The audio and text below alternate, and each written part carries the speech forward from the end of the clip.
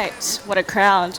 Welcome everyone to the Trading Powerhouses session. My name's Sylvia, I'm the research lead at Bullish. Joined by me is Nicola White, CEO at B2C2, Rich Rosenblum, president as well as co-founder at GSR, and Jason Urban, global head of trading at Galaxy. So we're currently in the depths of a bear market, and you could say trading activity is relatively muted. CVI, which is crypto volatility index, is ranging from 34, 35 to like 40, which is really at the troughs, you could say. I think in addition to that, liquidity is thin, crypto yields aren't seeing exuberant yields as it once was. And then when you pivot over to something like macro, you've got elections coming up next year. We've got inflation at, I think it came in at 3.8% for August year over year yesterday. It's relatively down from the 9% that we saw last year. Economic growth hovering at about 2% and unemployment at 3.8%, which is within that 3 to 4% target range for the Fed. So do we expect a pivot to happen, or do we think that that's still far? Maybe, Jason, I'll start with you. I mean, as far as the inflation goes and as far as what we're seeing the Fed do, there's conflicting data right now, but it certainly doesn't seem like they're going to be moving soon. And I think that's a little bit of a headwind that we have. I think the other headwind that we have in the industry, to talk about the depths of the bear market, is who is the marginal buyer. And I think we're all waiting for news about an ETF. We're waiting for somebody to step in. I think right now what you see is some fatigue, or you've seen fatigue. I mean, we're coming out of 18 months of slog, quite frankly. But I do think that there's green shoots and positive things on the horizon. I think the election, regardless of what happens, could usher in some new leadership in certain regulatory positions. As well as, so that should be a tailwind. And obviously the ETF, if and when that comes, will certainly bring in those marginal buyers that, will buoy the industry. Yeah, the ETF catalyst is a very big one to watch. And Rich, do you have any? Yeah, I'd say I hope there's some type of pivot. I think that for a while being in this boring period has been nice. It's kind of been a healing period post-COVID, post-FTX, but at some point it starts to get a bit boring. I think without knowing the terminal level of rates, the IPO market's closed, the token market, groups are reluctant to list, so it does seem like just shopping around 25 to 30,000 in Bitcoin is getting a bit boring for the market, but at least there's probably 5 major catalysts that should happen in the next year, so it shouldn't last too long. Okay, and Nicola? Yeah, I would just echo what Jason said. I think ETFs could be a big pivot for the market in general. In Q2, we saw global ETF volumes at 141 billion. Think about it, if a small portion of that goes into crypto. And I think, people mention things like, oh, well, there's already futures crypto ETF, but actually what this ends up doing is essentially you can put it in pension funds, you can put it in your 401k, all of that is kind of on the table once we get to the spot ETF side of things. Yeah, so up only from here, hopefully. And when we're talking about institutional demand, I think in this space, when we try and zoom in and identify these players for large ticket sizes, are they coming from hedge funds? Are they miners? Who are these kind of counterparties? And also in low vol environments, what kind of flows are you guys seeing? Maybe I'll start with Nicola. Yeah, look, I think in terms of, we've definitely seen it more on the TradFi side of things, the large tickets recently. We're still seeing some good flows from foundations. We're still seeing good flows from hedge funds. I think hedge funds just like to trade the market, so their volumes are always going to kind of be there. We've definitely seen miners drop off recently, but in terms of interest, I do think that it is fundamentally still there. We haven't seen any clients come to us and say, we're pulling back, we're slowing down our plans to get into the space, which I think is really encouraging. I just think we need that positive catalyst to kind of get volumes back. The other thing we haven't seen is retail return in any way, shape, or form. So I think, you get a little bit of positive news. Hopefully you get some of that retail flow back as well. Yeah, or hopefully get more peppy coins out there. And Rich or Jason? GSR's business has a lot of concentration around working with issuers, groups that create coins and tokens. So they tend not to trade large size rapidly, but whether it's the issuer, a foundation, or a founder, senior employees, they'll passively get out of large volumes over time. And that's volumes that can go over the course of many years. And that continues to be a cardinal flow that we see. Okay, and Jason? Yeah, I think on the flow side, you see things come in fits and starts, right? And it's market driven. The participants that are doing that, to Nicola's point, the miners haven't been super active. I think you're seeing them more in lending products and derivatives products right now, so you're not seeing spot demand. We are seeing it from, the hedge funds as always, and quite frankly, the institutions that had pulled back, that we heard that story in Q1 and parts of Q2, we're actually seeing green shoots there as well, where people are starting to dabble or starting to open up the pipes again, and pipes that have been dormant, where, and I think a lot of that has been around the ETF news. I think people are they're unsure of the timing. The soonest it can be is October. The latest is, sometime in Q1. That's the general consensus. And so people want to make sure their pipes are open and that they can trade and transact accordingly. And so I think that's something that we've been seeing as well. Okay, that seems positive. And in terms of potential OTC trends in the next few years, do you have any insight as to what we're going to expect? Rich? I think that once you have an ETF and once there is more retail participation, I think structured products usually is a next step. And as you have a more robust options market, the ability to trade the ETF as an underlier, and more credit coming into the space, you're going to have retail and family offices that want to bring options into the spectrum and have more structured payoffs where you can sort of limit your downside by capping your upside. Okay. Nicola, do you have any? I would have said algos. We definitely see a lot of clients focusing on, how do they disseminate risk into the market with having little impact? How do they think about executing a program over 2 or 3 weeks, months? So definitely a lot of demand on the algo side, and hopefully, more data-driven trading. Okay, so algo side and Jason? Yeah, I think our business is a little more white glove and bespoke in certain aspects. And so what we're seeing is demand around how do I transact against staked assets? Can I hedge them? Can I overwrite them? Can I borrow against them? Are there other things that are not as plain vanilla? And how do I access either liquidity around those or at least capital around them and credit? And so you're seeing that. I think that the other thing is it's still unclear what's going to happen with the lending markets. Part of the big shock was a lot of the lenders are no longer present, and so leverage in the system is not there. Think of leverage like water, and so you're going to see people who are looking for that, and I think options and structured products are a big part of that, because that allows people to get that leverage that they were getting from the Celsiuses and the BlockFis and so on, that they're not getting today. So they're looking for other ways to do that, and derivative products are certainly a big part of that. Although I would say we've definitely seen a lot more in the lending space, or it started to recover now, I would say more so than ever since FTX, right? In a more responsible way than probably the market had originally operated, but we are starting to see people have that appetite to step back into that space. Yeah, 100%. I think that you're looking at, but collateralization rates, the days of zero collateral and a spit and a handshake, and I know you're going to pay me back. I don't think we're going to get back to those anytime soon. And so you still need to get that, especially as you get more institutional demand around an ETF. There's a tremendous need for that, and how are we going to fill that? I think that's one of the challenges collectively for the industry as we think through what we need in order to get back to the roaring 21s, if you will.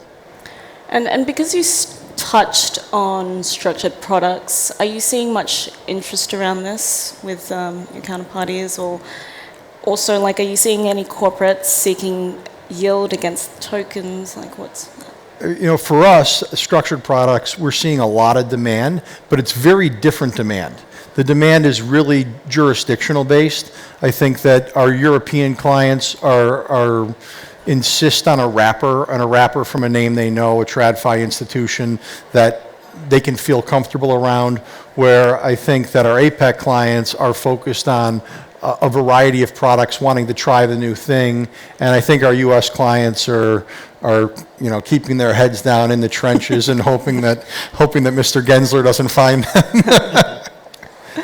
Yeah, definitely. And Rich or Nicola, do you have anything to add on the structured products side? We see a lot of demand for principal protection. It's definitely one of those things that if at this time last year, just before this time last year, we were having a lot of people come to us and be like, I'm sitting on a large crypto portfolio, it's now down 30%, what do I do? Yeah. And when you're down 30%, you've kind of already missed the boat. You should have had an options hedge on or some sort of structured product on. So definitely more conversations around that, more sophistication around that, where before options were probably a foreign word. They're starting to get more mainstream. Yeah, it seems like they're getting more Yeah, sophisticated with I that. agree with that. I think that there's the term structured products and TradFi it's going to take a few more years to really come about properly. But in terms of using options or other ways to bring about structure, it's happening on an everyday basis in a more small, bespoke format.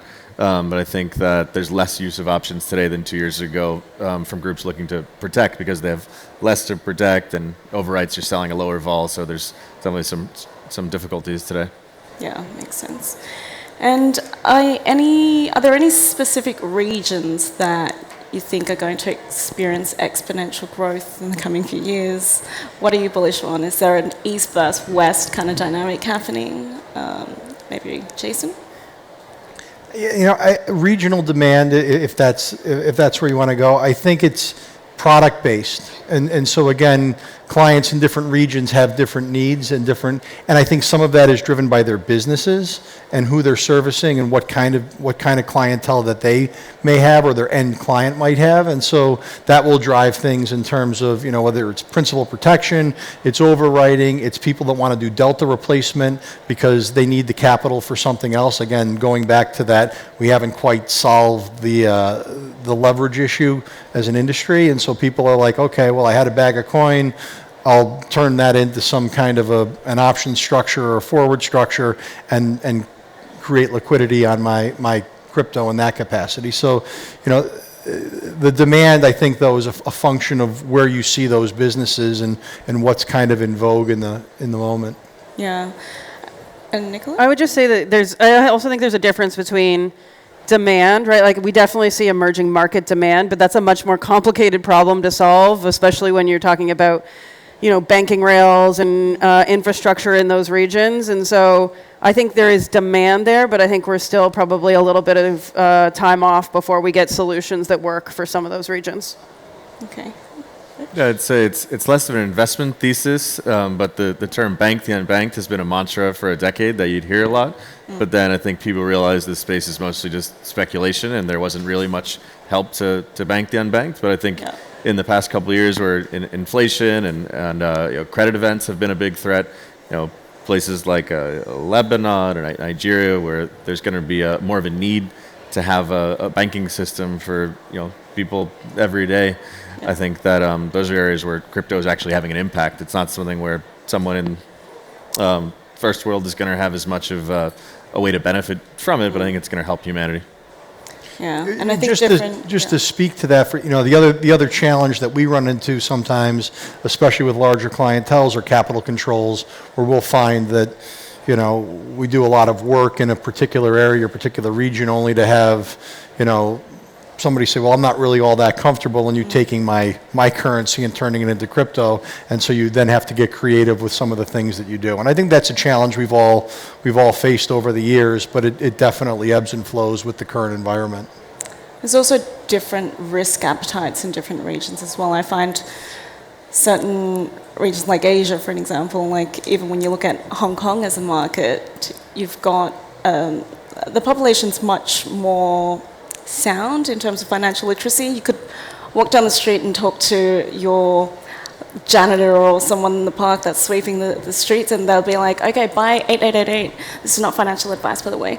But they would know what it is, and they would go like, yeah, I'm leveraging margin on it, and you're like, okay, but I come from Australia, so I'm like, the financial literacy there is completely different. So the risk appetite is completely different in different regions when you're looking at it that way. Yeah.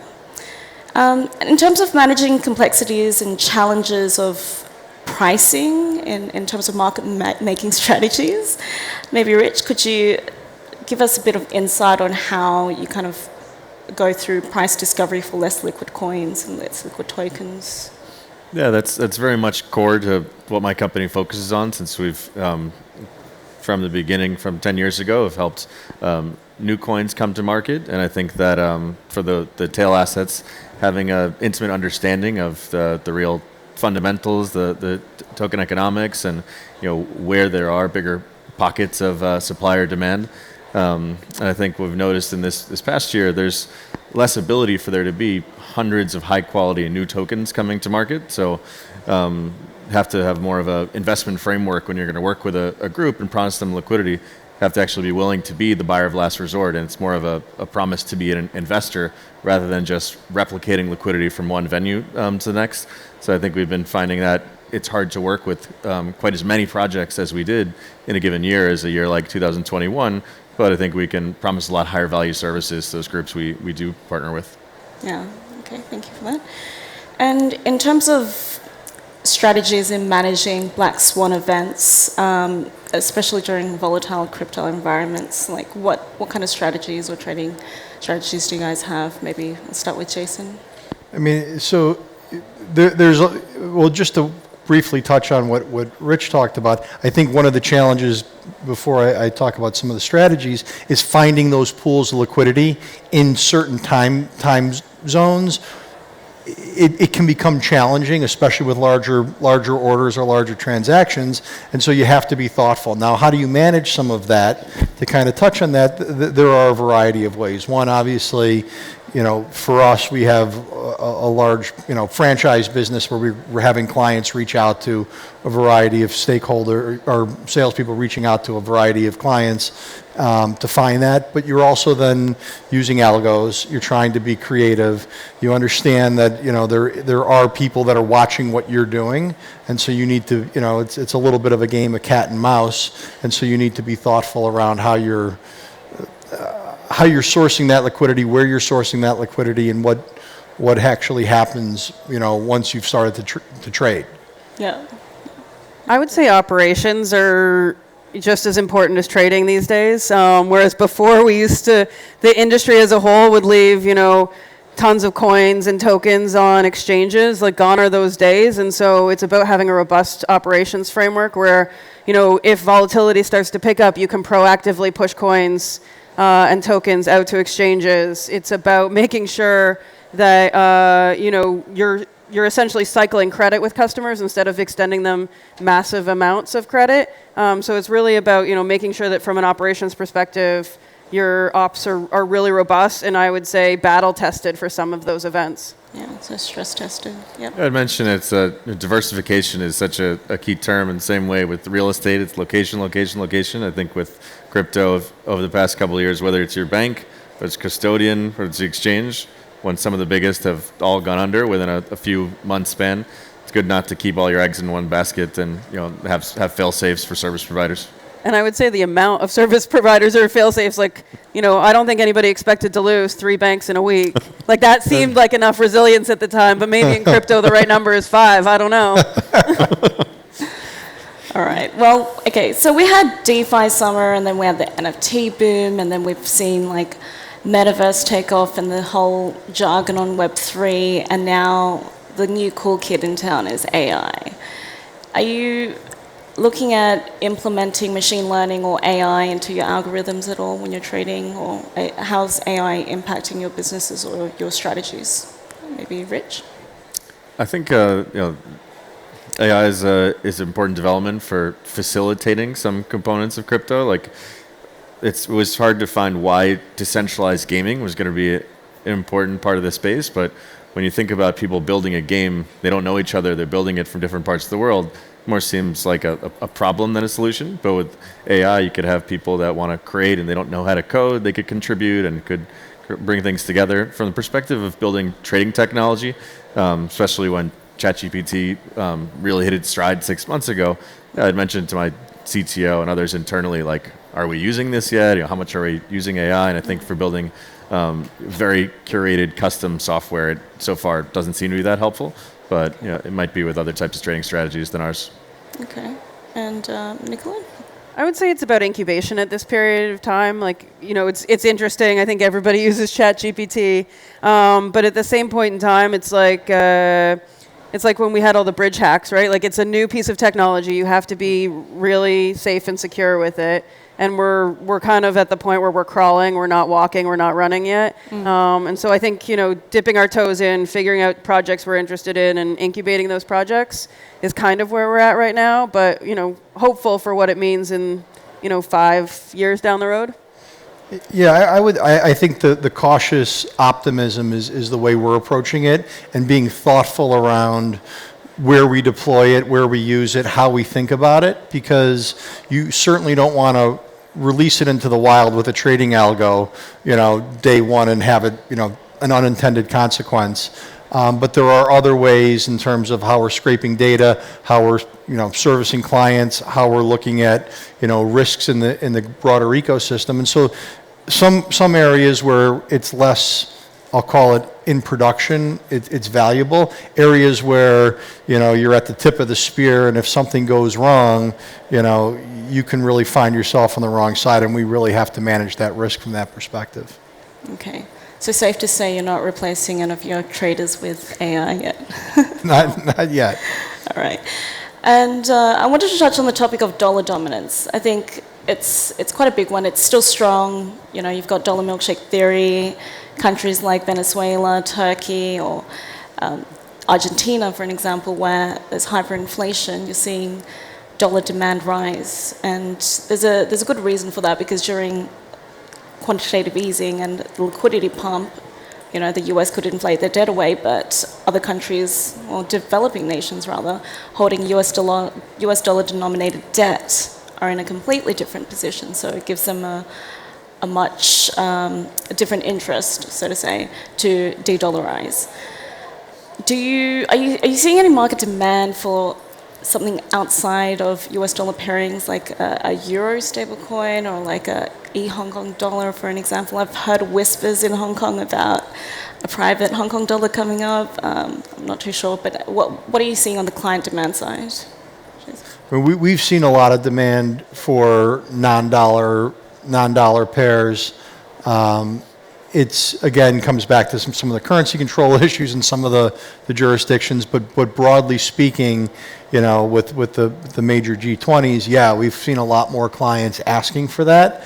I'm not sure if it's a function of geopolitical issues, or if it's just a function of ease and comfort and quite frankly, end client demand. Okay.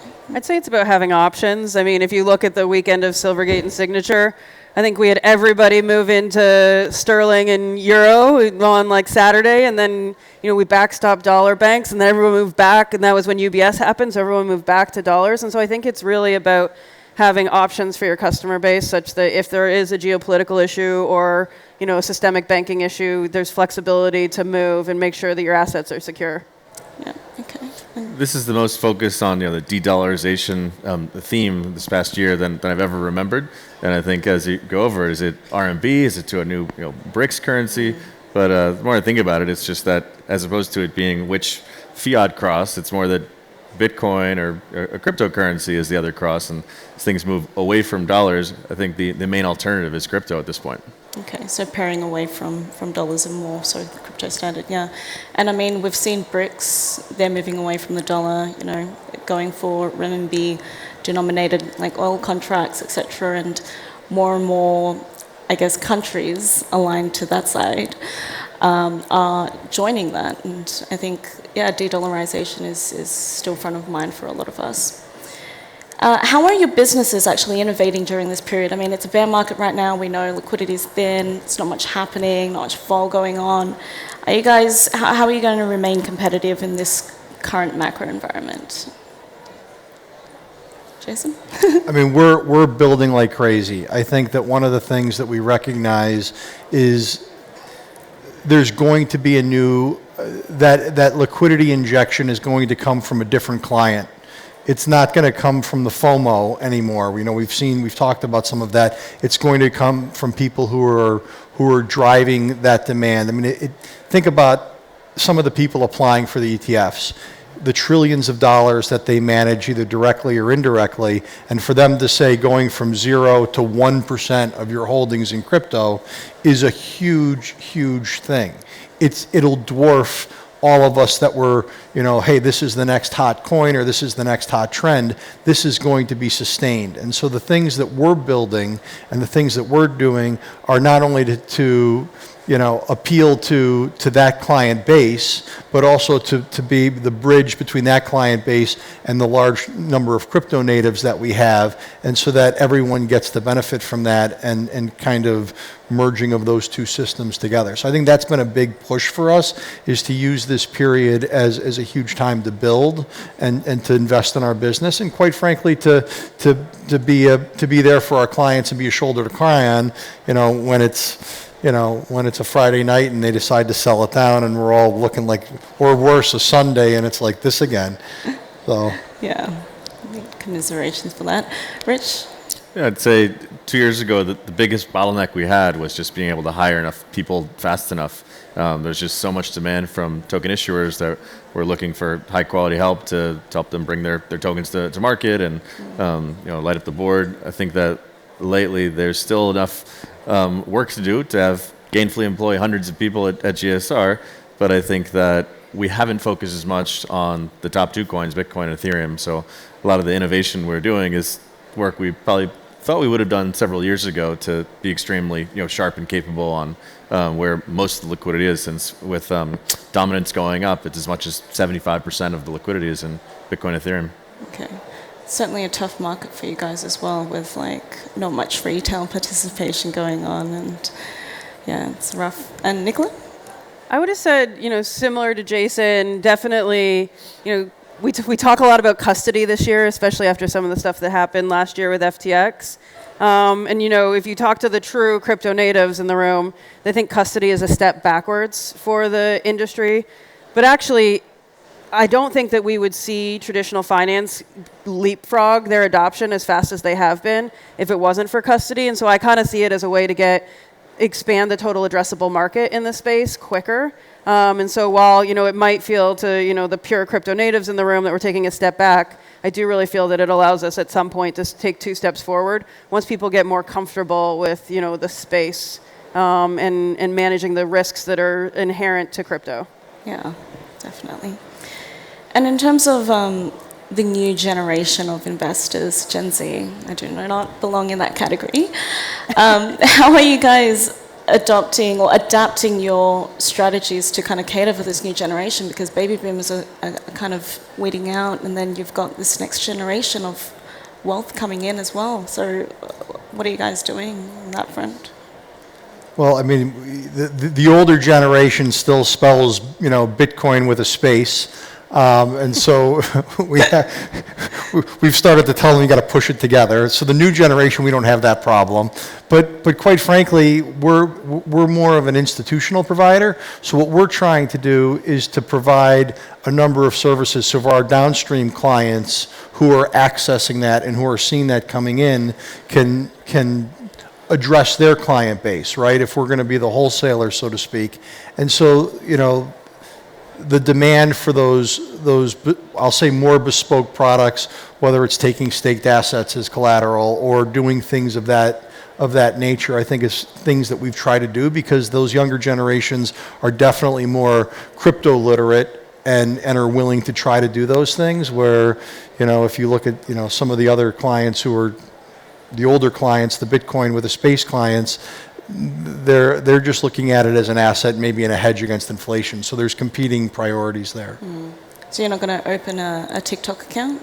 What was that? You're not going to open a TikTok account? No TikTok over here. And Rich?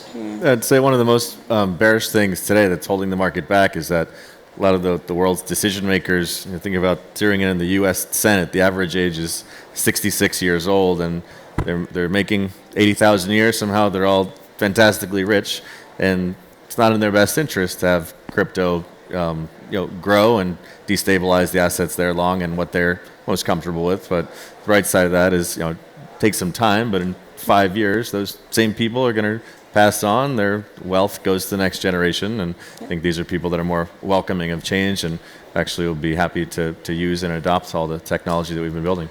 Yeah, definitely users that actually embrace change. And Nicola?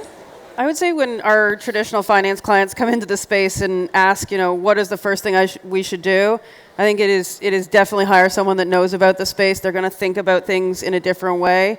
But then layer on top of it your experience with risk management, right? So I think it's really about combining the two. So everything that, maybe historically has not come natural for us, I would say, like we need to learn from the next generation, right? And there's lots of benefits of transparency that the blockchain brings that we can really leverage to make trading safer, more secure, but we really need to then layer on top experience and teach the younger generation. I mean, rates have been on hold for a relatively long time. Not very many people have seen the volatility that has existed in this last year, right? So I think it's really about kind of combining the two and being open enough to learn from each other. Yeah, makes sense.